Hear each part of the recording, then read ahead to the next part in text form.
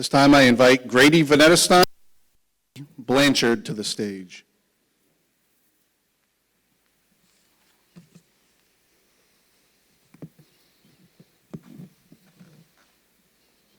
Good afternoon.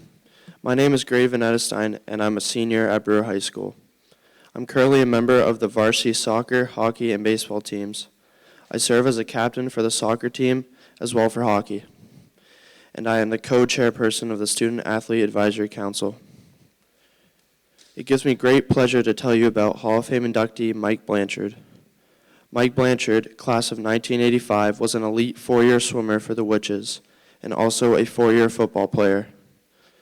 Blanchard's football contributions to Brewer High School were solid performances each time he took the field.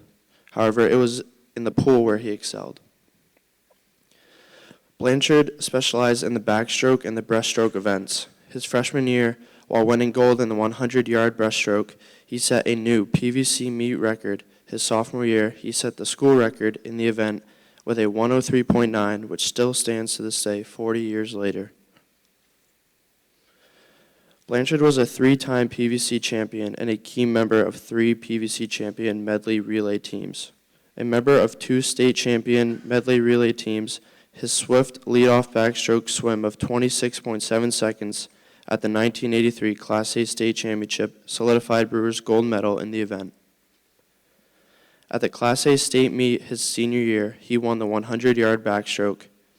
He was the only swimmer in the event under 1 minute. Just minutes after his backstroke victory, he hopped into the pool for the very next event, the 100-yard breaststroke, and won.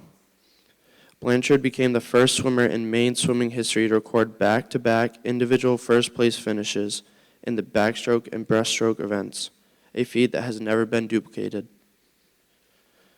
Blanchard was a member of the Maine All-State swim team all 4 years of his high school career. He was team captain and earned Brewer's Outstanding Swimmer Award his senior year. Mr. Blanchard was one of Brewer's most versatile and successful swimmers in school history. His accomplishments in the backstroke and breaststroke events made him unique to not only his era, but for all time.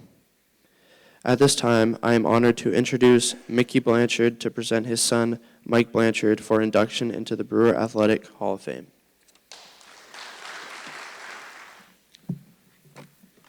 Well, good afternoon to the inductees and for the year 2023. Also to the family members, friends, and dedicated committee members of the Brewer Athletic Hall of Fame. My name is Lloyd, but most of you that know me as Mickey. So this is Lloyd Jr., and you know him as Mike. Mike's journey into the competitive world of swimming began at 8 years old, when he told his mother and I that he wanted to try out for the YMCA swim team. Some athletes are blessed with natural talent, and that was the case with Mike. Whether it was football or swimming or any sport, really, it came naturally to him. You are blessed with natural ability and work ethic. And well, these are the makings of a Hall of Famer. I think Mike, during his swimming days, would not have described himself as a hard worker. He has a great personality. He liked to have fun, maybe too much fun. However, the bottom line was there was no way he could have accomplished winning back-to-back events at the state meet on natural ability alone. His coach, Tim Babcock, would tell you Mike trained for that. To go back-to-back events and win, he trained all season long. He logged 6,000 to 7,000 yards a day. Most high school Maine swims 3,000 to 4,000 yards a day. He swam specific sets, insane sets, that would prepare him for the stress his body would endure and be able to recover for the next event. His coach would tell you Mike was one of the most mentally tough swimmers he had ever coached. The backstroke takes a lot out of the legs. They shake and feel like jello after a race. Mike trained his legs, strengthened them so he had enough power to swim the breaststroke. Because of the breaststroke, it is all about the leg, the kick. Back when Mike swam, the state championship was trials and finals. meaning he had to race in the morning to qualify to make the top 12 to race at night. The top 12 athletes in each event score points for their team. So the top swimmers are giving 100% in the morning, then turn around and do it all again in the evening. For the student athletes listening, the two qualities that Mike possessed that are truly the reason he achieved those amazing back-to-back wins, a feat that has never been duplicated ever in the state of Maine, and honestly paved the way to him becoming a Hall of Famer. Mike was extremely coachable, and whenever he had a setback, he would learn from it, get back up, and get back to work. He listened to his coach, and he'd do the sets as designed. He was incredibly mentally tough, and he loved to race. When he got behind the block, you could see in his body language he was ready to go. Setbacks are part of the athletic landscape, and Mike had his fair share. He never, ever dwelled on anything. Whatever it was, he quickly let it go and bounced back, usually with a vengeance. I was so proud of him for what he accomplished, for his focus, his determination, and his toughness. He is truly an inspiration to the young swimmers of today. It is with great honor that I am able to present Mike as an inductee into the Brewer Athletic Hall of Fame.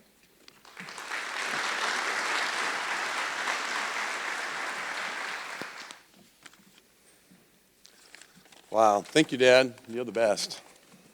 Appreciate that. All right, so thank you all for being here tonight.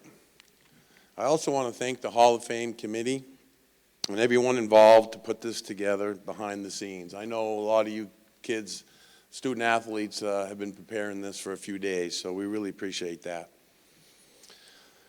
And also, Mr. Outterbeck, I really appreciate you. This has been your brainchild and starting this great tradition, celebrating individual teams, sports, coaches, and student athletes. So thank you for that. Especially Kathy Cahill. I know she doesn't like to hear it, but she does super work. There you are. I see you moving. I see you leaving. So thank Kathy for not only nominating me, but other swimmers on behalf of the Brewer swim team. And also, she does recognize the countless hours that she and the rest of the team have put into this, making this a very special night for myself, my family, friends, and other teammates that are here tonight. I really wanted to thank my parents, Mickey, Ginny, and Judy, where they were super dedicated to supporting my athletic hunger to compete in every sport that I could possibly attend, with countless rides to practice and competitions all over the state, New England, and Canada. Do you guys all remember Canusa? Remember that? So that was pretty big in Brewer, and that kind of helped shape our sports history around here. They also were involved in my parents were really involved in starting the first Brewer PAL league here in town. They started a long time ago when I was just a little boy, and there was only 4 teams. My dad coached, and my mother worked in the concession stand. So that was popcorn and candy and hot dogs. So every weekend they did this for many, many years. So thank you for my parents for that.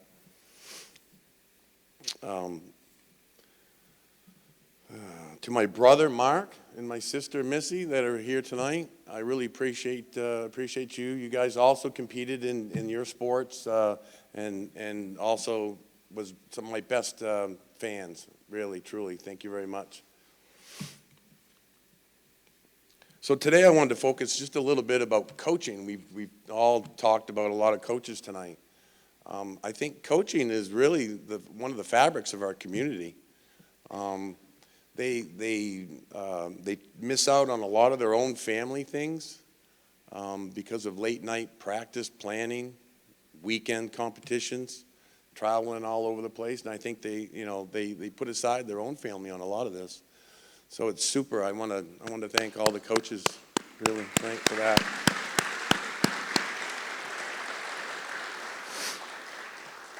And it's not only the coaches that I had, I was super lucky to have some legendary coaches growing up. It started with, I was privileged to be coached in the Brewer Little League by Slip Corey and Bob DeBeck.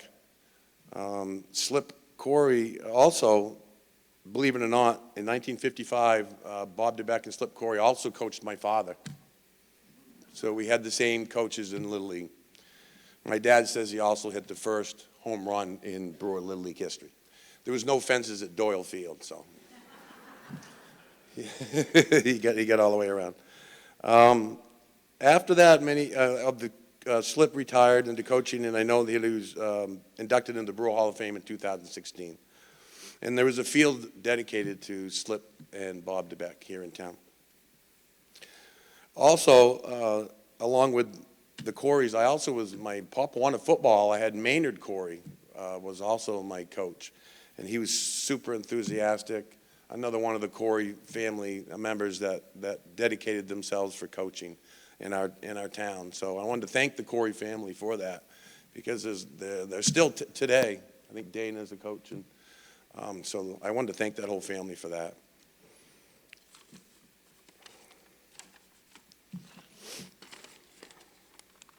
Okay, so we're here for swimming. That's why I'm here tonight, and I wanted to talk a little bit about that. I started swimming when I was about 6 years old. I remember going to the Brewer pool, and they would throw those little discs in the pool to help yourself get your head in the water, get your face in the water, and start training you. And I guess I didn't care for that as much. I kept taking off to the deep end, kind of doing my own thing, and so the instructors were a little upset with that. They called my parents in, and they asked me to leave. So I got kicked out of my first swimming practices. That was it. So after that, what my parents were shaking their heads and what to do next, the YMCA Barracudas was the next step. We thrived as a team, the Bangor Barracudas. Because a lot of it because we were jacked up on Jell-O, by the way. I don't know if the swimmers remember. Remember that when we'd all be able, our parents would let us go with boxes of straight Jell-O, and we'd eat it all day long. So I think that might have been a pretty good reason. So I was blessed to have legendary coaches at the Y with Norm and Richie Palmer and Mr. Bond. They started my swimming experience, and they taught me discipline and focus. Except for this one year when I was probably 14 or 15 years old. It was at the state meet in Orono, and there was a handful of us that had decided in the state to shave our heads for swimming. And so while I was attending the meet, little John Williams came up and asked me to shave his head. He was 10 or 11 years old. He was super excited. He wanted to be like the older kids. So I said, well, okay, John, you can do that, but you better get your parents' permission.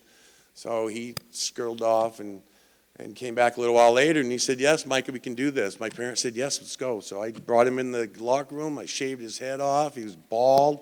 We walked out on the pool deck, looked up at his parents, and his mother gave me the 2 thumbs up. So I thought it was okay. Everything went well until John walked out beside me, and he never asked her. He didn't ask permission. She gave me 2 thumbs up with Mike, you're having a good meet. So I remember that. That was pretty fun. Okay, on to the high school swimming. So I had to make a real hard decision when I got to high school because I played a lot of basketball over the years. I remember Coach Susi had asked me if I'd start playing basketball for the JV team when I was a freshman. He said, I'll have you on. I can have you play. You'll probably start, Mike. And I had to make that hard decision. Am I going to play basketball in high school, or am I going to swim? At the time, we were thinking about college, and there's a dime a dozen basketball players, but I was already established in swimming, and so that's where we went with it. I think that was a pretty good decision. But it was tough to watch my peers play every Friday night. So I battled with that decision. Of course, I chose swimming. The last of the greats coaches I want to talk about is Tim Babcock. Thank you, Coach. I know you'll be watching this, and we'll see you soon. It was exactly what Brewer High School needed, the swimming program, to spark the program. He was also well-respected with super knowledge of technique and taught us how to swim faster in the pool. He knew exactly how your body works and how we could get through the water faster. He was super enthusiastic with a motivating smile. So when he was asking you to train harder and train harder, he always did it with a smile on his face, and that was pretty good. And another thing, he was methodical, he was quick with wit, and he could solve a Rubik's Cube without even looking at it in a few seconds. And I thought that was pretty funny anyway. You guys remember that, when he used to do that? He'd sit there and talk to you, and he'd sit there, and then he'd move the Rubik's Cube and solve it in like a minute. Again, thank you, Coach, for that. Those were great years, and I'll see you soon in Florida. A message to the student athletes. When they asked me to speak to the student athletes, I guess as soon as I hung up the phone, one of the first things I thought of was to be a better listener. I think we all could be better listeners, but when you're in high school, you're listening to maybe sometimes the wrong things, you know. Your parents, if they're teaching you the right thing, you know, once we get to high school, we know right and wrong. So if your peers are trying to push you in a different direction and we know it's wrong, listen to your teachers, listen to your coaches, and listen to your parents, because they all have interest in you. Your parents love you. They're going to send you in the right direction most of the time. And tonight, that's who's here, teachers and your coaches. I wasn't say that I have no peers here that I fought over in high school with my parents, but there are a couple actually. I do have a couple peers that came to see me tonight. Thank you guys, I appreciate it. So I guess that's what I had to say to the student athletes. All hard work. Everybody talks about the hard work that you have to do to be focused your whole life in helping mold the students who became today. So follow through and finish strong with everything that you do. That's all I got. Thank you very much.